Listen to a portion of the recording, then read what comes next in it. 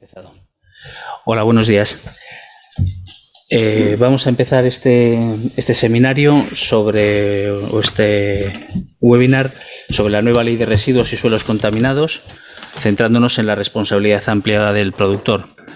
Es la segunda jornada que hacemos en relación con la Ley 7/2022 y lo podemos hacer desde el Foro Empresarial de Desarrollo Sostenible y Energía de COE-COPYME, en colaboración con el Gobierno de Cantabria, que a través de la Consejería de la Dirección General y la Subdirección General colabora con nosotros para este tipo de actuaciones que tienen por finalidad pues acercar al mundo empresarial estas novedades y abrir los debates, las posibles cuestiones, etcétera.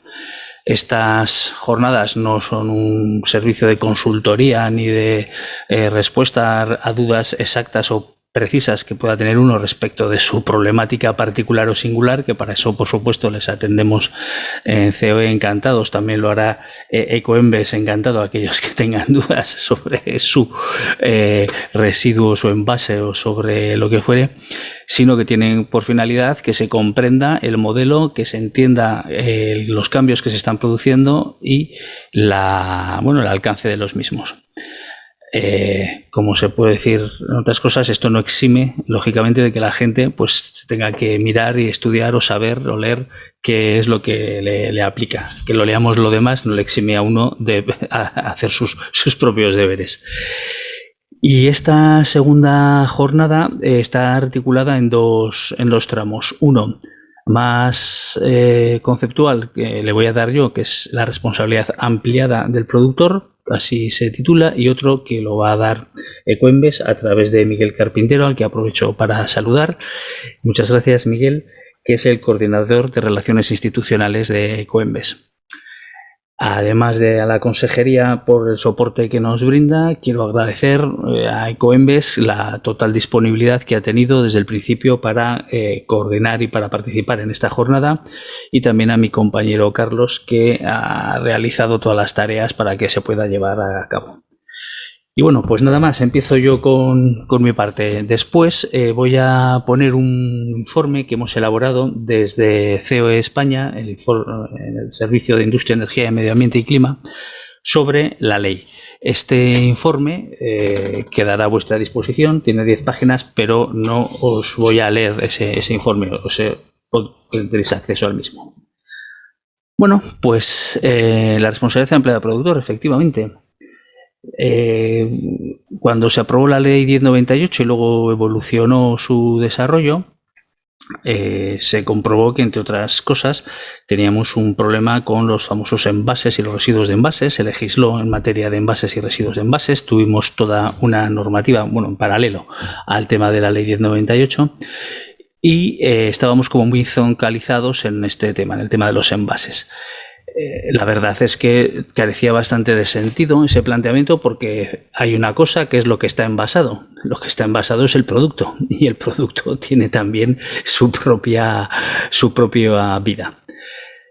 Parecía evidente que cuando se fabrica una cosa o se pone en el mercado un producto, ese producto tiene que ser adecuadamente gestionado una vez que se convierte en un residuo, y hasta llegaría a la responsabilidad, digamos, normal, la responsabilidad no ampliada. Cuando generas un residuo, pues tradicionalmente todos los productores de ese residuos pues han tenido la obligación de entregarlo a gestor, de no abandonarlo, de no verterlo, etcétera. Es decir, tienen que cumplir con una serie de obligaciones. Si ese residuo es un residuo sólido urbano, pues entonces pues tienes que entregarlo al contenedor municipal, entonces de aquella manera como estaba regulado. Hoy de otra manera, respetando pues los distintos contenedores, los distintos flujos, etcétera.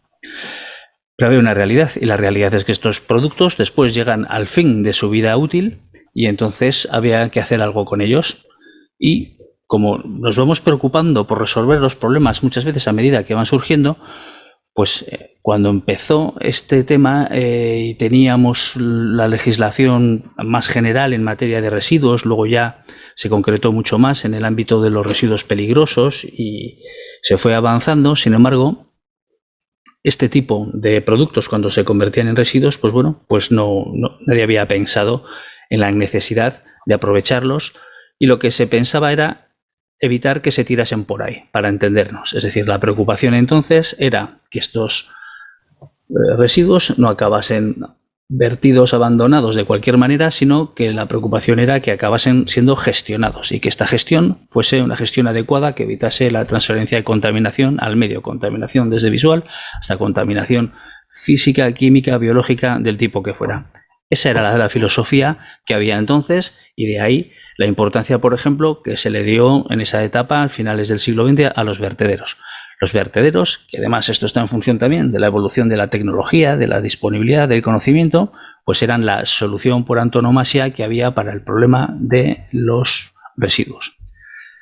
Este modelo está absolutamente superado y hay que entenderlo que está superado, y superar esto supone también abandonar ciertos máximas o ciertos prejuicios que respecto de cómo afrontamos la gestión medioambiental, tanto desde las empresas como desde las corporaciones, las administraciones o los particulares, pues hemos tenido. Nos parecía que hacíamos bien solo con que cogíamos ya el residuo y en vez de tirarlo por ahí, lo tirábamos en su sitio, lo depositábamos en su sitio. Además lo hacíamos bien, lo hacíamos de cualquier manera. Bueno, esto es un mínimo que por supuesto se da ahora por descontado y ha habido una evolución. Esta evolución es una evolución que se ha producido en todos los ámbitos, pero en el ámbito del medio ambiente además se ha producido de una manera que es coherente, que se ha ido apostando desde la Unión Europea por un modelo de desarrollo sostenible y que se haya apostado por una herramienta que es la economía circular, tiene unas consecuencias. Lo vemos en el ámbito de las emisiones, por ejemplo, lo vemos en el ámbito de la movilidad y también lo vemos en el ámbito de los residuos y de los productos que luego se convierten en residuos. Y esto es porque desde un punto de vista legal, que es a fin de cuentas mi ámbito de actuación, hay una serie de cosas que llamamos principios, y estos principios, igual que en el principio pues, penales está la presunción de inocencia, o en otros principios, pues la igualdad de partes en el ámbito civil, etcétera, pues están los principios medioambientales, que ya sabemos, el principio de proximidad, subsidiariedad, el principio de prevención, el principio de precaución, etcétera. Pero hay un principio que queda ya recogido con carácter constitucional en el Tratado de Funcionamiento de la Unión Europea, en el artículo 191, que es el principio el que contamina paga. El principio el que contamina paga, dicho así, y tal y como se interpretó inicialmente, tenía dos aspectos claramente diferenciados. Tenía un aspecto que era el de que cuando se cometía una infracción, cometer la infracción no te resultase más beneficioso que asumir las consecuencias. Por lo tanto, era necesario que estas infracciones tuviesen unas sanciones aparejadas que fuesen disuasorias. Cuando yo empecé, hace ya un par de días, en el tema de la gestión medioambiental, legislación medioambiental, era frecuente que fuese muchísimo más barato, pero de una magnitud de 10, por ejemplo, de 6 a 60, de 6.000 a 6 millones, multiplicando a veces incluso por 1.000, con el tema de contaminación atmosférica, contaminar que poner las medidas correctoras para evitarlo. En el caso de las emisiones a la atmósfera, que tenía una legislación francamente obsoleta, la mayor multa que te podían poner entonces en pesetas apenas llegaba a 1 millón de pesetas, es decir, 6.000 euros actuales, y en cambio un equipo de filtración y su mantenimiento para una gran industria de las más podía costar 1.000 millones de pesetas. Esa era la diferencia, 6 millones de euros. 6 millones de euros frente a unas multas de 300 euros. Evidentemente, ¿quién iba a gastarse esto solo por concienciación, ¿no? Bueno, pues ahí se estableció un primer ámbito. Otro ámbito muy importante fue en el ámbito de la responsabilidad medioambiental. Había, por supuesto, que evitar que se concretase el daño, había que intentar hacer todo lo posible para que se adoptasen las medidas necesarias para evitar que al final resultase perjudicado el medio ambiente, y por lo tanto se trasladó el principio que contamina paga también al mundo de la responsabilidad medioambiental, y de ahí una interesantísima legislación muy potente que no se ha desarrollado todo lo que debiera por razones económicas, por razones organizativas, etcétera, relacionada a este tipo de responsabilidad, aunque sea sin culpa, pero cuando hay ese impacto, cuando se genera ese daño, una vez que no se ha podido evitar, pues tenemos la obligación de repararlo. Muy bien, hasta ahí está claro el tema. Pero esto tiene una derivada muchísimo más profunda. Tiene una derivada que es la que de verdad nos importa aquí y que es un clásico en el tema medioambiental, que es el problema de las externalidades. Siempre se ha reprochado desde el punto de la economía que la legislación medioambiental estaba muy enfocada a tratar aspectos muy concretos, muy singulares, pero que no lo veían hacia una interpretación, digamos, de conjunto. Una interpretación, ahora la palabra es holística, una interpretación holística de la gestión medioambiental y sus impactos. En esa consideración de conjunto, que es a la que nos estamos refiriendo, bueno, pues había que tener en cuenta que muchas veces por la utilización de recursos como es el agua o como es el aire o como son otros recursos que además son recursos de todos, se obtenían o se podían obtener unos beneficios que no son solo beneficios económicos, sino pueden ser también otro tipo de beneficios en cuanto a confort, en cuanto a calidad, etcétera, otros más intangibles, que no se pagaban. Es decir, se producía un aprovechamiento privativo, un aprovechamiento singular, que luego de algo que no es tuyo, de algo que es de todos, además no son los que estamos ahora, sino los que vamos a estar después, y ese aprovechamiento se hacía sin que revertiese de ninguna manera a sus titulares, que en definitiva pues somos todos los ciudadanos presentes y futuros. La aplicación del principio del que contamina paga, por tanto, tiene unas consecuencias que van muchísimo más allá de que si tú echas X toneladas o se las entregas a un gestor, pues tienes que pagar por eso, etcétera. Y la internalización de estas externalidades medioambientales, para que dejen de ser externalidades, pues conlleva, por ejemplo, a que cuando alguien elabora un producto y pone ese producto en el mercado con la legítima y muy saludable finalidad de obtener además un beneficio, aparte de todas las ventajas para nuestra calidad de vida que nos ofrezca ese producto, podemos pensar pues en una lavadora o en un día como hoy vamos a pensar en un aire acondicionado. Bueno, pues además de que el que hace el aire acondicionado gane un dinero, el que nos suministra la energía gane 3 dineros y el que pone el aire acondicionado hacia la instalación pues también gane su dinero, bueno, pues aparte de eso, resulta ser que tenemos una calidad de vida, tenemos una serie de cosas, muy bien, eso es así. Pero antes solo se pensaba, y la filosofía que había en la Ley 1098 y la posterior legislación relacionada con las materias de los envases y residuos de envases, daba por descontado que ese aparato eléctrico al final iba a ser gestionado adecuadamente y luego qué pasaba con los envases, con el envase, con eso, bueno, pues con independencia de que fuese industrial o no, de que fuese, vamos a suponer que es un eléctrico, que los han llevado a casa, bueno, pues ese envase al final iba a ser gestionado de determinada manera y si no se iba a pagar a un sistema de gestión por poner ese envase, muy enfocado al envase. ¿Qué pasaba con el aparato en sí? Pues el aparato en sí pues era un aparato que con el tiempo pues se va a perder su función, se va a convertir en un residuo. Y ese residuo ha de ser gestionado y ha de ser gestionado de determinada manera. ¿Dónde está la asunción de esta externalización? Pues que mientras que una instalación de gestión medioambiental la podemos pagar entre todos a través de nuestros impuestos, etcétera, ahora lo que se pretende es que cuando alguien pone un producto en el mercado, pues vaya, coja y asuma él ese coste. Y el coste que lo asuma el que pone el producto, que luego lo va a trasladar ¿a quién? Pues lo va a trasladar al que lo compra, es decir, al usuario. Pero ya lo traslada al usuario, ya no lo traslada a la generalidad de la sociedad. Y es aquí donde se concreta el principio el que contamina paga, porque también contaminamos por la utilización de ciertos productos. Este modelo, que ni siquiera se pergeñaba en la Ley 1098, hay gente que ve antecedentes de la responsabilidad ampliada del productor en la Ley 1098, yo no los veo por ningún lado, igual que tampoco veo antecedentes de la legislación medioambiental en el Código de Hammurabi ni en la legislación romana de vecindad, pero estos antecedentes sí se concretan en la Ley 22/2011. La Ley 22/2011, en su título cuarto, artículos 31 y 32, ya aborda el tema de la responsabilidad ampliada del productor. Y la misma evolución que ha seguido la legislación de gestión de los residuos en general respecto a todos los aspectos, de la Ley 1098 a la 22/2011 a la 7/2022, en cuanto a extensión, profundidad, prolijo, de complejidad, articulado, disposiciones finales, adicionales, etcétera, que es una de las más espectaculares en cuanto a evolución normativa que hay, lógicamente, porque ha evolucionado muchísimo el tema de la gestión, pues se incluye, como digo, en el título cuarto, artículos 31 y 32, y se incluye básicamente desde el punto de vista de regular qué es la responsabilidad ampliada, entonces nos lo define el artículo 31, y además el artículo 32 luego se refería a la gestión de esos residuos dentro del marco de esta responsabilidad ampliada del productor.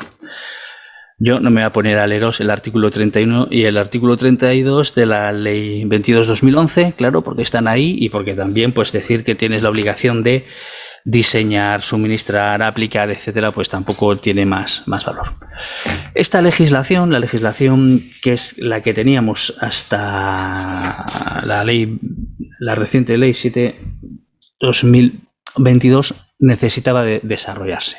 Y estos desarrollos se han hecho a través de distintos reglamentos. En el ejemplo que puse antes, el de los aparatos eléctricos electrónicos, pues ha habido una legislación en materia de RAEs, se ha creado el sistema para los RAEs, etcétera, y es un ejemplo pues muy evidente de esta responsabilidad amplia del productor. Pero hay que ir más allá.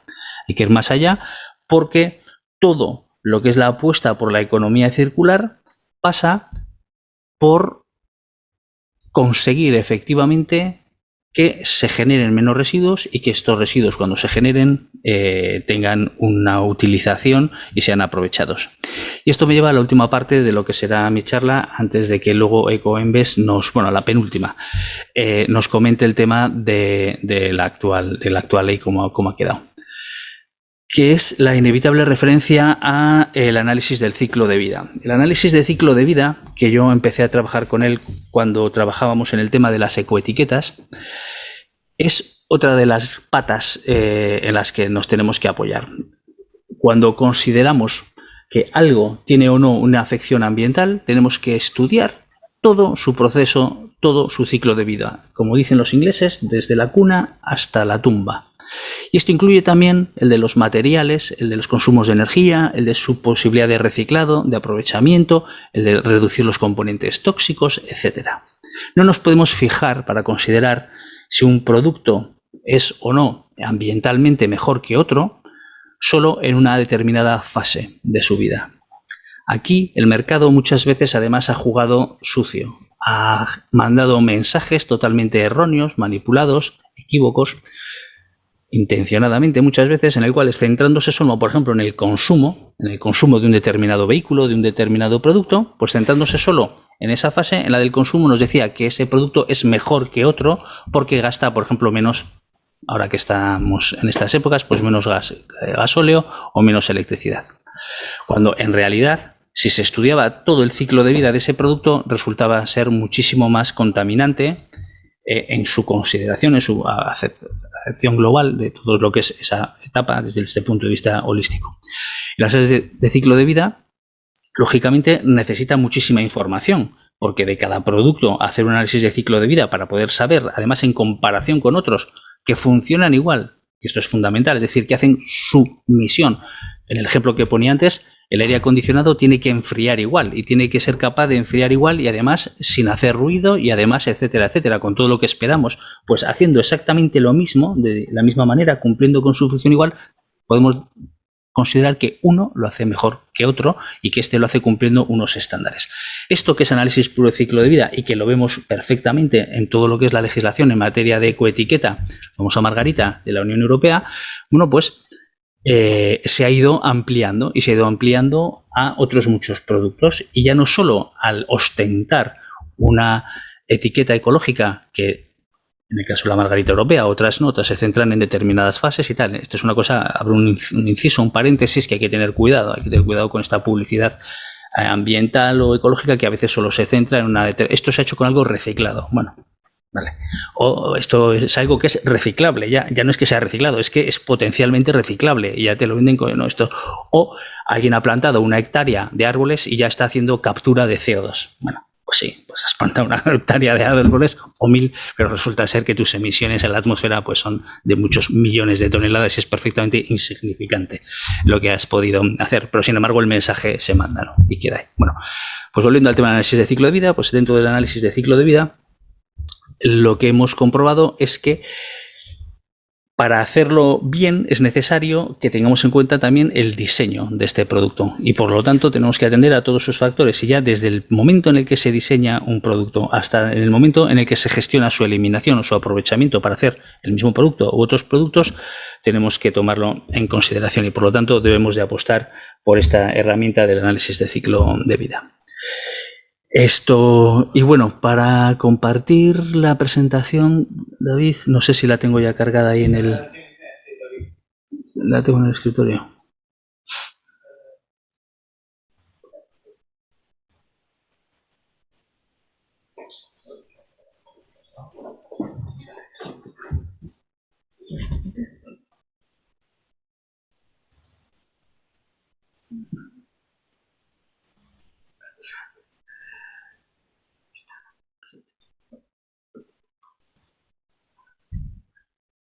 Bueno, pues muchísimas gracias, David.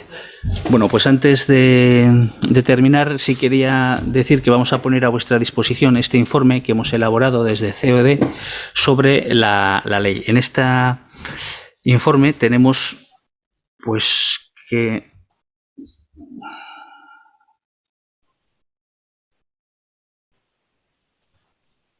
es de junio.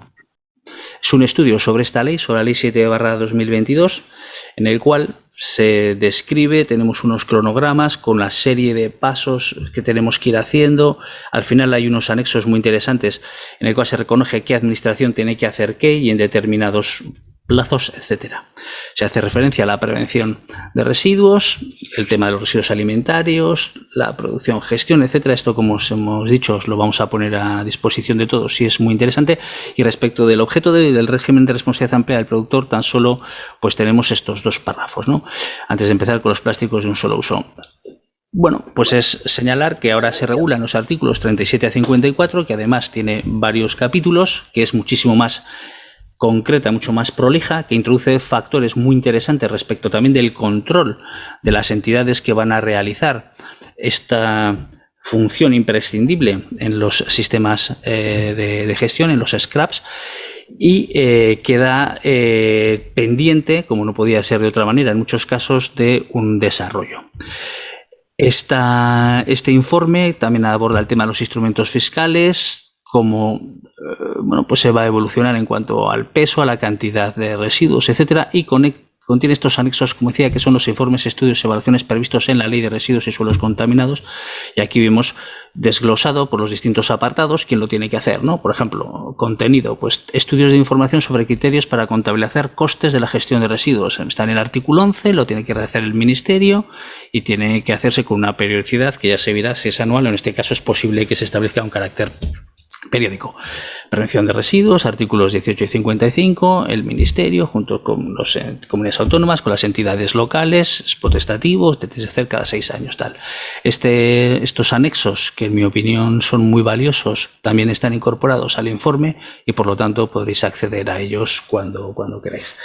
Y bueno, ya no me extiendo más y doy paso a la parte seguramente más actual y más interesante, que es la que va a correr a cargo de Ecoembes. Entonces, Miguel Carpintero, por favor, yo si soy capaz de dejar de compartir, bueno, eso ha sido fácil, y ahora de darte a ti entrada, pues te paso los trastos y sí, una cosa muy importante que luego me lo van a decir. Las dudas y las cuestiones que tengáis o que queráis plantear, por favor, pues levantad la mano y plantearlas, que os las atenderemos al final de la exposición de Ecoembes, las que podamos resolver sobre la marcha y las que no, las recogeremos y os las mandaremos por escrito. Nada más, volver a agradeceros la asistencia, la presencia de los que os habéis molestado en acercaros hasta la sede de COE para estar presencialmente en este acto y reiterar a los organismos que colaboran con nosotros, especialmente a la Consejería y a la Subdirección General, así como a otras organizaciones, en este caso, por ejemplo, Ecoembes o como también lo hace en otras ocasiones MARE, etcétera, para este tipo de actuaciones. Bueno, pues nada, ya no me extiendo más, tienes la palabra y adelante. Muchísimas gracias, Carlos. Muy interesante y además creo que me dejas justo en bandeja para... os he preparado unas 10 diapositivas, quizás alguna más, para ir precisamente, como hacía Carlos, de lo general, del contexto que viene marcado por Europa, a pues, la última modificación, esta ley 7/2022 de residuos para una economía de residuos y suelos contaminados para una economía circular. Ya viene recogido por primera vez en el título de la ley y en las definiciones el término de la economía circular, con lo cual estamos al principio de una transición que yo creo que exige muchas de estas reuniones y presentaciones para ir familiarizándonos con lo que tenemos por delante, ¿no? Con los retos que tenemos por delante. Soy Miguel Carpintero, soy coordinador de Relaciones Institucionales en Ecoembes y he estado muy vinculado, muy relacionado con toda esta tramitación de la ley, ¿no? de la nueva ley de residuos. Un poco como hacía Carlos, ¿no? Cogiendo el cuadro amplio. ¿por qué estamos en estas? Bueno, yo creo que todo esto parte de una reflexión de la Unión Europea de cuál es sus posibilidades, su destino dentro de los bloques comerciales existentes de Estados Unidos, China por otro lado, los emergentes, y donde la Unión Europea lo que se da cuenta es que nosotros tenemos una ventaja competitiva, somos un bloque grande, rico, también con debilidades, y tenemos una potencia que es nuestro marco jurídico. Tenemos un marco jurídico más desarrollado que la media y eso puede ser un vector de competitividad, y nos ponemos un objetivo tremendamente ambicioso, también muy necesario, que es el de ser en 2050 neutrales climáticamente. Y esto se puede hacer, y la Comisión calcula que la mitad de esa reducción de emisiones va a provenir de la transición energética para el cambio climático. Pero la otra mitad de las emisiones necesariamente pasa por un cambio en nuestros patrones de consumo y de producción. Y eso es lo que genéricamente llamamos economía circular, que es repensar la manera de consumir y producir las cosas para poner la sostenibilidad en todo ese ciclo de vida del producto del que hablaba Carlos en el centro de las decisiones, junto a la rentabilidad o los aspectos laborales, sociales, etc. Una pata fundamental de esta estrategia de economía circular, que la Unión Europea saca su primer papel, su primer plan de acción en 2015, hay que buscarlo en la crisis, toda esa reflexión que hace la Unión Europea de 2008, que ocurre después de un crack, y esto es un índice de materias primas. Después de una carrera alcista del precio de las materias primas, la Unión Europea se da cuenta de que su desarrollo, somos un continente que es muy dependiente de materias primas y de energía del exterior, y se da cuenta de que nuestro crecimiento es muy frágil y depende mucho del exterior, y que por lo tanto la economía circular, en tanto que alargar la vida útil de los inputs, de las materias primas, nos puede dar resiliencia y competitividad. Luego, la crisis de 2008 provoca un crack también en el precio del petróleo, del cobre, de las materias primas, que ha ido fluctuando, pero ya muy lejos de los niveles, hasta la recuperación y la guerra de Ucrania, donde ahí nos hemos encontrado con que nos pilla con la transición recién empezada, con una economía circular que está empezando. La Unión Europea calcula que en torno al 10% de la economía actual se puede decir que tiene parámetros de circularidad, que reincorpora en el proceso productivo las materias, generando una reducción de residuos y mayores eficiencias. Entonces nos damos cuenta que, siendo que estamos solo en el 10% de economía circular, las exigencias que se nos ponen desde la economía circular y desde el medio ambiente añaden a unas presiones alcistas, y nos encontramos con ese problema de tener que avanzar rápidamente para ser más resilientes,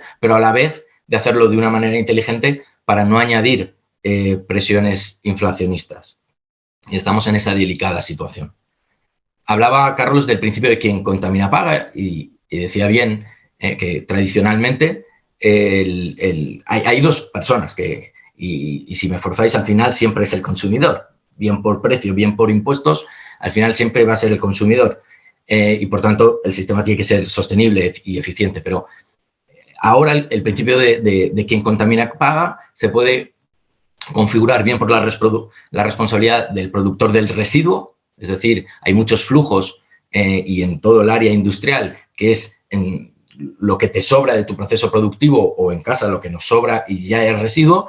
Bueno, nosotros tenemos que pagar y contribuir para que esto se gestione correctamente, y de hecho la ley de 2022 pone un plazo de 3 años para que todas las entidades locales instauren una tasa de basura transparente y que refleje costes reales. Un poco similar a lo que se ha intentado también en el mundo del agua, ¿no? De que la gente sea consciente de lo que está pagando. Porque actualmente hay muchas entidades locales que no tienen tasa de basura, que esos servicios se pagan un poco con la caja común de la entidad local, bien por el IBI, bien por otros recibos, pero de los ingresos generales de las entidades locales.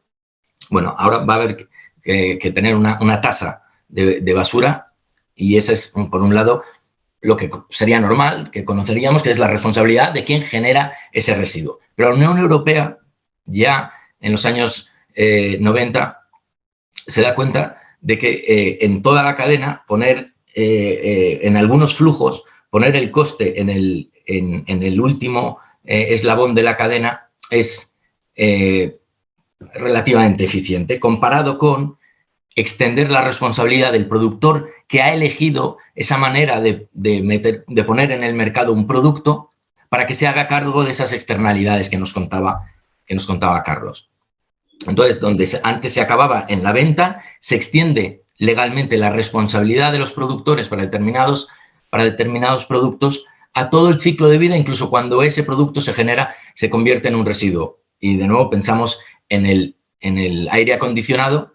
Bien, pues si es el usuario el que se le rompe y tiene que pagar que se retire y que se gestione, pues bueno, lo hará mejor que bien, pero si el coste de esa recogida y de esa gestión se concentra en el productor, ¿qué vamos a conseguir o qué quiere la Unión Europea que se consiga? Uno, afectar al diseño. Concentrar esas decisiones para que sean más eficientes y, sobre todo, el 80% de los impactos ambientales, la Unión Europea calcula que se deciden en la mesa de diseño de los productos. Entonces, por un lado, vamos a conseguir que se diseñen productos que se reciclen mejor, que se reutilicen mejor, que duren más. Y, por otro lado, vamos a conseguir que los productores que soportan esos costes lo lleven a el precio del producto y así generar un consumo sostenible, un consumo responsable. Otra vez, en esa vertiente de quien contamina paga, que al final siempre es el consumidor.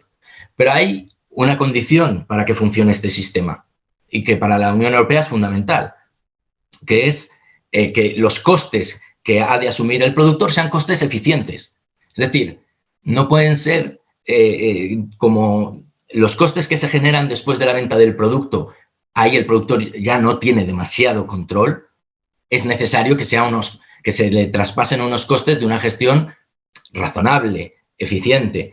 Y por eso la responsabilidad del productor, el primer cometido que tiene es instalar una recogida separada y financiar una recogida separada y adecuada para esos productos. Entonces, en la medida en que se le impone al productor unos costes que están lejos de su ámbito de control, hay que asegurarse que él tenga cierto control de que esos costes sean los necesarios y eficientes para dar el tratamiento que incluso él ha metido en el diseño, ¿no? Esto va a ser importante más adelante en el desarrollo de la ley. Este sistema, esta forma jurídica que es la responsabilidad ampliada del productor, la OCDE calcula más de 400 sistemas de responsabilidad ampliada del productor en el mundo, 200 están en la Unión Europea, que ha sido la vanguardista en este tema, pero está teniendo un enorme éxito mundial. En algunos estados de Estados Unidos ya se está implantando para algunos flujos y lo más, normalmente lo primero donde se instaura es en el tema de envases o de aparatos electrónicos y se está debatiendo la posibilidad de hacer una obligación de responsabilidad ampliada del productor para determinados flujos a escala federal, ¿no? Pero en China, en India, en Japón, todos son países donde ya están implantando en algunos flujos y está teniendo un enorme éxito. Y nosotros desde Ecoembes lo vemos en la cantidad de peticiones que hay de consultoría y de ayuda para implantar sistemas en todo Oriente Medio, en Norte de África y en este de Europa, etc. En España tenemos cerca de 20 sistemas. O sea, Ecoembes, sin duda, es el mayor en términos de las toneladas gestionadas y nos dedicamos exclusivamente actualmente a los domésticos, a los envases domésticos de ligeros, es decir, plástico, papel cartón, metálicos, porque de vidrio se ocupa otro sistema que es Ecovidrio. Y luego hay para envases farmacéuticos, para neumáticos, para aceites industriales y varios scraps de distintos productos de lo que se llaman RAEs, ¿no? De los aparatos electrónicos. Pero es que la ley 7/2022 lo que hace es establecer un calendario para nuevos RAPs. Si yo decía que había 400 en el mundo, tenemos que pensar que el sistema de responsabilidad ampliada del productor se va a llevar a donde se pueda, a donde sea eficiente esta asunción de externalidades para generar ecodiseño y un tratamiento más eficiente y mejor financiado y mejor gestionado se va a llevar. Y de hecho la ley lo extiende muy notablemente a todo el mundo, al textil. Pronto, antes de 2025 tiene que haber un eco-Zara, un ecotextil en España, y tiene que haber un eco-IKEA, si se quiere, un eco para enseres y muebles, ¿no?, para los voluminosos antes de 2025. Pero es que además, por normativa europea, los envases comerciales industriales que antes se gestionaban por la responsabilidad del productor del residuo, es decir, del que tenía su tienda o tenía su taller, esto va a empezar a gestionarse un poco más parecido a los envases domésticos, al sistema de Ecoembes. Es decir, va a haber quien ponga en el mercado un producto, aunque sea industrial, envasado, pongamos que envuelto en capas de film, va a tener que a su cliente financiarle y organizarle una recogida selectiva antes del plazo de un año. Y luego, por directivas europeas, también va a haber, por ser plásticos de un solo uso frecuentemente encontrados en la naturaleza, se pone la obligación de tener sistemas parecidos de responsabilidad ampliada del productor para colillas, para productos de tabaco, las toallitas húmedas, que como sabéis dan muchos problemas en los sistemas sanitarios y de tratamiento de aguas, y las artes de pesca, que son uno de los elementos más problemáticos en la contaminación marina. ¿Y cómo funciona un sistema como Ecoembes? Bien, pues los productores tienen una obligación de financiar una recogida municipal y un tratamiento que es ajeno a ellos. Entonces, ¿cómo lo hacen? Pues a través de vehículos, en nuestro caso, que en España tienen que ser sociedades sin ánimo de lucro, fundaciones, sociedades sin ánimo de lucro, Ecoembes lo es así por estatutos, que crean los propios productores para articular esos pagos a los municipios. Entonces, anualmente hacen una declaración de envases de lo que están poniendo en el mercado los ciudadanos y en función de los costes que esos envases tienen de gestionar, pagan una parte alícuota que es hasta ahora conocida como tarifa de punto verde.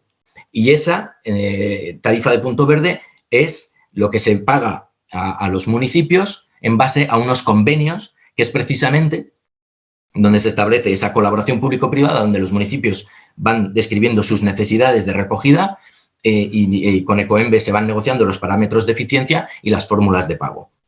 Y luego todo eso al final acaba en la obligación de llevarlo a darle un tratamiento de valorización, en su caso, que es sobre todo reciclado, pero que, como veremos ahora en la ley, hay un énfasis muy importante en impulsar la reutilización.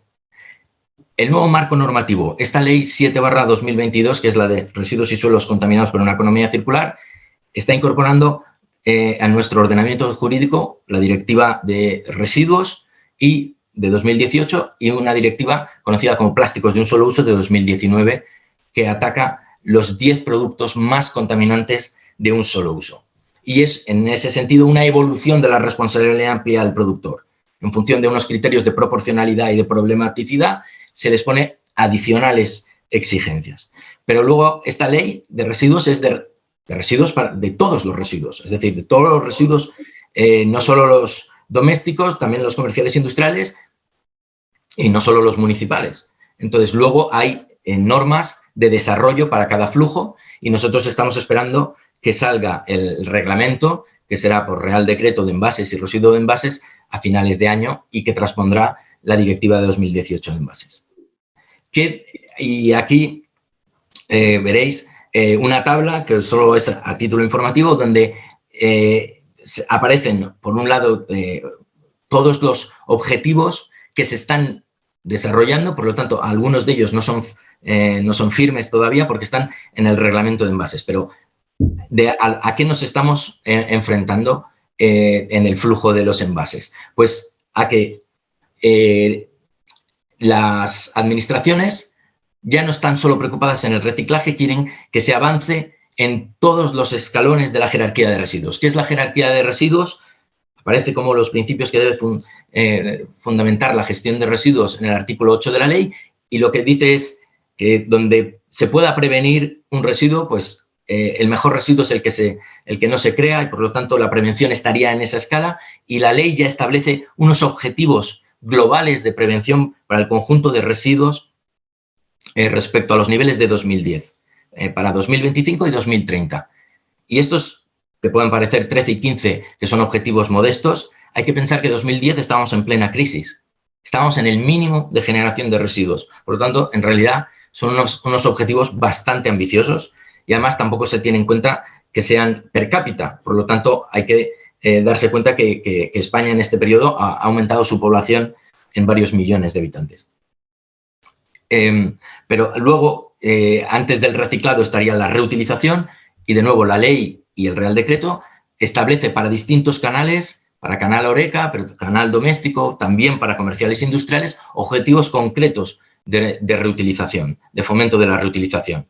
En el Real Decreto se está también valorando la posibilidad de insertar un número mínimo de referencias en las tiendas, en las grandes superficies, en función de sus metros cuadrados, de referencias de productos reutilizables.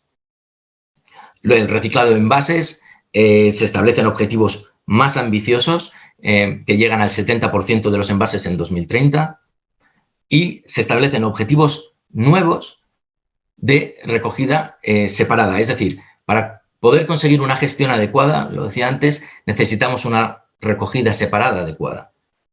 Si lo mezclamos todo y tratamos de resolver eso aguas abajo, es mucho más costoso que tratar de tener flujos limpios. Y la nueva ley lo que hace es intentar y procurar que la recogida separada sea de cada vez mayor calidad, imponiendo incluso sanciones al número de impropios. Y en algunos casos también se establecen objetivos para fomentar el reciclado de contenido mínimo obligatorio de material reciclado dentro de cada producto.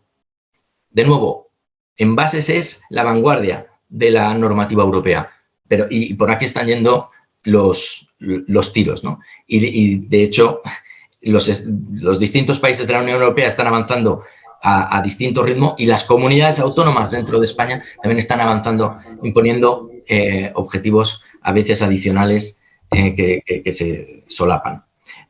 ¿Y qué es importante de esto? Bueno, la Unión Europea quiere que se avance en toda la jerarquía de residuos, por eso encuentra que la fijación de objetivos cuantitativos y periodificados en el tiempo cada vez más ambiciosos es la manera para avanzar, porque creyendo que, o en la confianza de que el sector privado, con un objetivo claro, encuentra las maneras eficientes de cumplirlos. Pero en la jerarquía de residuos, y aquí es, yo creo que donde vamos a tener mucho trabajo, y lo comentaba Carlos también, es en el tema de los análisis de ciclo de vida. Es decir, a medida que avanzamos y somos más ambiciosos en los objetivos de cada escalón de la jerarquía de residuos, nos vamos a topar con incongruencias y nos vamos a topar con problemas que van a necesitar de un análisis más fino, que es el análisis de ciclo de vida, para hallar la solución más adecuada para cada producto, para cada flujo. Solo un par de ejemplos. Si avanzamos hasta muy decididamente en prevención, por ejemplo, en el tema de envases, nos podemos encontrar, y de hecho el Real Decreto ya ha tenido que salvar este problema, con que podemos generar más desperdicio alimentario. No olvidemos que los envases alargan la vida de los productos y permiten su manejo de una manera más limpia y más segura. Con todo el tema del impulso de la fruta desnuda o de la verdura desnuda, ¿no? Sin envase, que al principio había una provisión completamente general a este tema, prohibiendo el envasado de frutas y verduras, se encontró con ese problema y ya por de pronto el Real Decreto establece salvedades y establece que habrá una lista de productos que sean más perecederos y que necesiten desenvasado. Y yo pienso en los frutos del bosque, en las moras, en las grosellas, etcétera, etcétera. Todo eso no se puede poner a venta a granel sin aumentar el desperdicio alimentario. Y tampoco se puede impulsar siempre la reutilización frente al reciclado si por las cadenas logísticas eso te acaba generando unos costes y unos movimientos de transporte que generan más emisiones de CO2. Con lo cual, a medida que por un lado, tenemos que avanzar en toda la jerarquía, pero yo creo que tenemos que empezar a avanzar también decididamente en las justificaciones por análisis de ciclo de vida. La ley establece también unos calendarios. Hasta ahora existía una recogida separada para papel, metal, plástico y vidrio. Eso se extiende. Ya es obligatorio desde el 30 de junio que los municipios de más de 5.000 habitantes tengan recogida de fracción orgánica y que todos los municipios de España la tengan antes de finales de 2023. Pero se establecen además recogidas separadas para muebles y enseres, para textiles, para aceites de cocina usados y para envases y productos peligrosos de origen doméstico antes de finales de 2024. Y esa obligación no es solo a los municipios, para que pongan a disposición de los hogares esas recogidas donde depositar sus residuos, todos estos flujos. Es también para cada tienda y para cada industria. Para los residuos comerciales deben cumplir los mismos plazos, incluso antes, en los aceites de cocina usados, que es a junio de 2022, y los biorresiduos, que también son a junio de 2022, para todo residuo comercial e industrial. Esto a nosotros desde Coinbase nos está planteando el primer tema, que muchas empresas nos están preguntando si vamos a extender nuestra área de competencia de los envases domésticos a envases comerciales e industriales. La decisión está en los productores que forman parte del sistema y hay en algunos residuos donde pudiera tener más sentido que en otros, ¿no? Pensando, por ejemplo, en el papel y cartón comercial y en otros, como los envases industriales, donde ya está habiendo movimientos de la industria para establecer un sistema propio. Decía que una de las novedades de esta ley, impulsada por Europa, es la obligación de incorporar material reciclado en los productos. Y establece dos objetivos Europa, que se trasladan a la ley. Uno es, antes de 2025, que todas las botellas de PET tengan un 25% del plástico reciclado. Y otro es que en 2030 todas las botellas, ya no de PET, de plástico, tengan un 30% de plástico reciclado. ¿Y eso qué ha conseguido? Por de pronto, ya en los precios del PET hemos visto un desacoplamiento entre el precio del PET virgen y del PET reciclado, del rPET. Y eso era algo que la industria necesitaba, porque si no, no se podía mantener una industria de reciclaje si cada vez que bajaba el petróleo se hundían los precios y dejaba de ser, se ha generado una oferta suficiente y ahora vemos que se están disparando. Pero es lo que os decía, ahora nos hemos encontrado con esa alza y ese desacoplamiento de precios del material reciclado que ha coincidido con un shock como el de la guerra de Ucrania y se están disparando los productos de material reciclado. Y esto además se junta, no solo que haya objetivos de material reciclado, con que en la ley se introduce un impuesto a los envases de plástico de un solo uso, en los que el material reciclado que incorporemos reduce la base imponible. Con lo cual, lo que está produciéndose es un mayor aumento y una mayor presión sobre ese material reciclado. Y ahora lo que nosotros nos vamos a encontrar es qué pasa cuando algunos productores van más allá de los objetivos del 25 o del 30 y quieren incorporar el 100%, pues eso va a introducir unas tensiones en el mercado entre actores grandes y pequeños. Eso la administración va a tener que lidiar con ello y hay una provisión en la ley en la que nos habilita los sistemas de responsabilidad ampliada del productor a establecer medidas tendentes a cumplir y a que se pueda cumplir con estos requisitos de incorporación de material reciclado. Pero no se le escapa a nadie que hay unos límites a la libre competencia en lo que se puede hacer. Y por ejemplo, aunque durante los procesos de negociación de la ley ha habido sectores que han pedido una reserva de ley de material, eso clarísimamente violaría las leyes de la libre competencia. Con lo cual, todo el tema del impulso de los contenidos de material reciclado tiene una señal positiva, que es que está funcionando. Los precios del rPET está funcionando y hay una enorme inversión en reciclaje, pero vamos a tener que lidiar con esa nueva presión. os decía también que la ley incorpora todo un capítulo sobre la Directiva de Plásticos de un solo uso, donde se establecen objetivos concretos para los productos más problemáticos, que van desde la prohibición, como ya habréis oído, de las pajitas de plástico o de la cubertería de plástico, que sean desechables. En nuestra ley se incorpora además la prohibición de las microesferas de menos de 5 milímetros añadidas intencionalmente a los productos, pensemos en cremas exfoliantes. Y entre otras disposiciones hay una muy concreta que afecta a las botellas de menos de 3 litros. Se considera que estas botellas de 3 litros se encuentran, son objeto habitualmente de littering o dan un problema significativo de littering y que por lo tanto tienen, en base a un estudio de proporcionalidad, se le han impuesto unos objetivos de recogida separada específicos para botellas de plástico de menos de 3 litros, que son los de 2025 y 2029.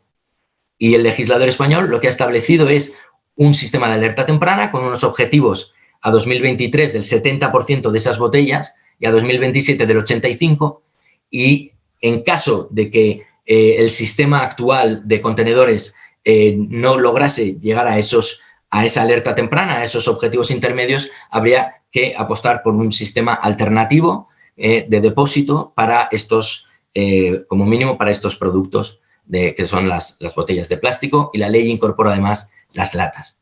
Y luego, además, extiende la responsabilidad ampliada del productor, los costes de esa gestión, que decíamos, de la gestión separada y recuperación de los envases, a toda la basura dispersa, para una serie de productos muy concretos que os detallo ahí. Voy a ir un poco más rápido para dar tiempo a las preguntas. Como os decía, es fundamental en la RAP que los costes sean los necesarios y eficientes, como se regula en el artículo 43, y también que la RAP se respete, que es competencia exclusiva del Estado, ya que atiende al principio constitucional de planificación general de la actividad económica, no solo a la protección medioambiental, que ahí sí las comunidades autónomas pueden ir más allá, sino que cuando hablamos de la RAP y de la puesta en el mercado de productos y de las imposiciones a productores, estamos hablando de mantener la unidad de mercado. Y ya termino, esto no es solo el final de una transposición, que también, sino el principio de una transición. La Comisión Europea está trabajando ya en una nueva directiva de envases, cuando aún no hemos completado la transposición de la anterior, de 2018, y de una nueva directiva de residuos, cuando acabamos de transponer una. Y por eso es fundamental, creo yo, que se respeten los principios de la buena regulación, es decir, un buen diagnóstico y un análisis de la necesidad, de la eficacia y de la proporcionalidad de las normas para dar seguridad jurídica, transparencia y eficiencia al conjunto del sistema. Bueno, muchísimas gracias y estoy a vuestra disposición para preguntas. Y perdonadme si me he extendido, perdón. Muchísimas gracias a ti, Miguel, por tu excelente presentación y por la claridad y orden con la que la has realizado. Yo, como abogado que soy, que me dedico a esto, me llama mucho la atención esas sentencias que has puesto al final del Supremo. ¿Son de este año? ¿O son del año pasado? Del 2020. Son las sentencias de los años del PRECAT, vale. No las conocía y me parece muy interesante. El plan de residuos catalán y hay unas sentencias del Tribunal Supremo estableciendo precisamente eso, que las comunidades autónomas no pueden ir más allá en las obligaciones a los productores cuando se legisla responsabilidad ampliada del productor, ni siquiera aduciendo que están buscando una mayor protección ambiental. Precisamente es justo eso lo que me interesa, que el título ambiental no queda por encima del principio de regulación del mercado y de los principios rectores de la economía que quedan en posesión del Estado. Es decir, que en este caso ha dado prevalencia claramente al funcionamiento del mercado. Pero te digo ya, Carlos, que esto, claro, siempre es interpretable, incluso las sentencias del Supremo, por muy claras que sean, son interpretables, siempre hay recovecos y después de la ley nacional van a venir leyes autonómicas que repliquen y que vayan más allá. Tenemos una proposición de ley en Valencia que ya tiene aspectos donde se legisla la responsabilidad ampliada del productor de manera distinta a la ley de abril nacional. Y sombras, ¿no? Como sabes, en derecho hay mucho. mucho Pues va a ser muy lugar. interesante. Me las estudiaré con mucha interés y con mucha atención. Bueno, pues ahora estamos en esta fase de preguntas y atendemos las que formuláis, ya sea online o ya sea presencialmente. No sé si alguien ha levantado la mano o no. Bueno, mientras pensáis qué queréis preguntar, me parece muy interesante además la relación que tiene esto con una cosa de actualidad, como es el tema de lo que fue objeto de la anterior reunión, el de junio, sobre la taxonomía europea y los ESG. Al final aquí lo que nos está pasando también es que se tiene que hacer esa evaluación global. Recientemente lo hemos visto con la energía nuclear y con el gas, cómo a pesar de las resistencias que ha habido al respecto, se ha sido coherente, y si el problema es la emisión de gases de efecto invernadero y si el problema es la dependencia energética, pues se ha considerado que la energía nuclear, por ejemplo, pues dentro de la taxonomía es una energía verde y es una energía ecológica, como no podía ser de otra manera, y venimos diciendo desde muchos sectores desde hace muchos años, porque aparte de ser mucho más barata y mucho más eficaz, etcétera, etcétera, el problema de los residuos ya está mucho más gestionado, y considerándolo en su conjunto, haciéndose análisis de ciclo de vida, pues resulta que sí, que efectivamente que lo es. A buenas horas mangas verdes en algunos sitios para darnos cuenta de estas cosas, pero bueno, no será porque no lo dijésemos hasta aburrirnos. Y por lo tanto es muy coherente, y todo este tema de la gestión de productos, lo mismo hay que tener en cuenta cómo hace la taxonomía europea, el conjunto de todos los pros y los contras, y no solo quedarse con la parte que menos nos gusta o que más nos molesta. Yo digo esto porque como ya sé que no es polémico, pues así igual alguien quiere también participar. Esto... Bueno, Perdona, ¿querías comentar algo? Sí, tengo una pregunta aquí. Sí. Identifícate cuando hagas la pregunta, sí, para que lo sepan los que no están aquí. Hola, buenos días, soy Luis Alberto San Román de Medio Ambiente Consulting.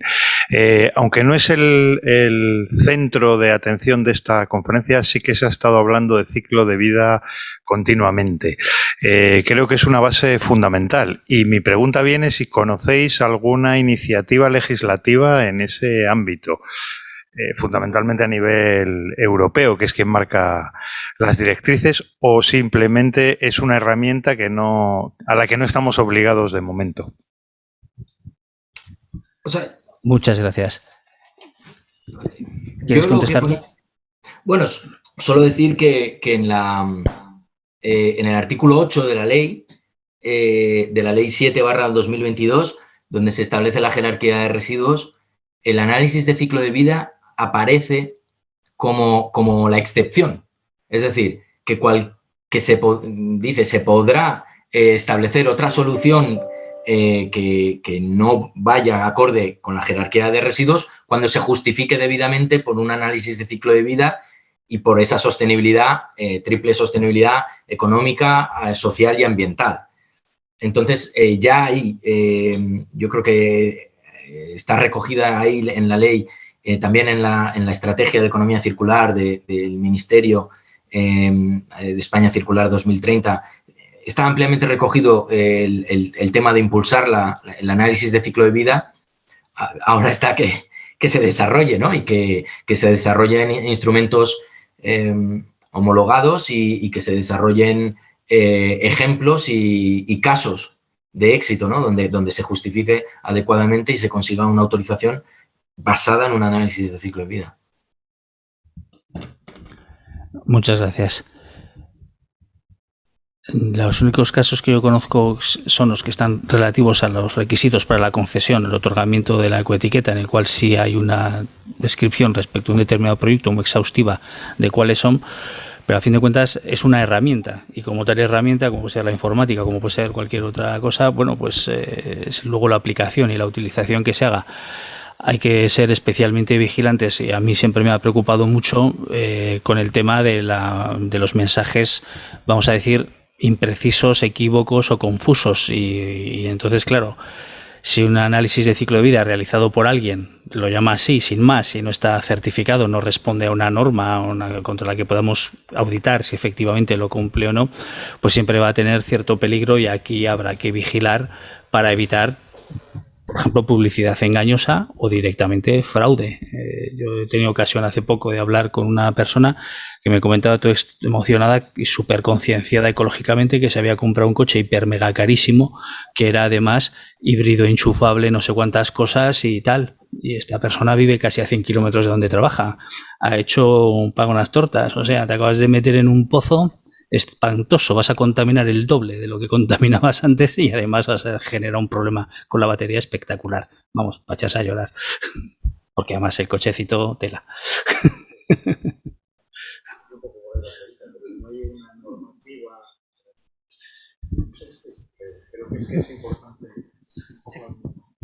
Sí, el origen de la pregunta venía más también en ese aspecto, a ver si había alguna regulación que nos permitiese elaborar un ciclo de vida con garantías. Como muy bien has dicho, si no tenemos una norma, por decirlo de alguna manera, una norma UNE que nos regule qué contenidos mínimos, para que no se pueda utilizar el término estudio de ciclo de vida de forma impropia, como muy bien has dicho, pues venía un poco por ahí. Pero bueno, muchas gracias a los dos porque me habéis aclarado la duda. Pues muchas gracias a ti por participar. Yo creo que sí que existe la UNE 14040, que como mínimo es sobre etiquetado ecológico y ACV, ¿no? Pero, o sea, que échale un ojo y a ver si eso por ahí te dirige bien los pasos. Bueno, pues son ya las 11. Como no tenemos más preguntas, agradeceros la asistencia, agradecer a los que estáis presencialmente vuestra presencia en esta sala, los que os habéis apuntado online, que antes no pude evitar el ver quiénes erais, y emplazaros para la siguiente reunión o jornada que hagamos relacionada con el tema del desarrollo sostenible, la energía, esta transición energética, ecológica, en estos tiempos tan de reto que nos ha tocado vivir y que habrá que afrontar bueno, pues con este ánimo de colaborar y de conseguir entre todos pues superarlos lo mejor posible. Pues nada, mucha suerte, que disfrutéis de un verano, este verano que no, esperemos que no sea el último, como nos dijeron, y que sea uno más para disfrutar. Muchas gracias a todos y hasta luego entonces. Gracias. Muchas gracias.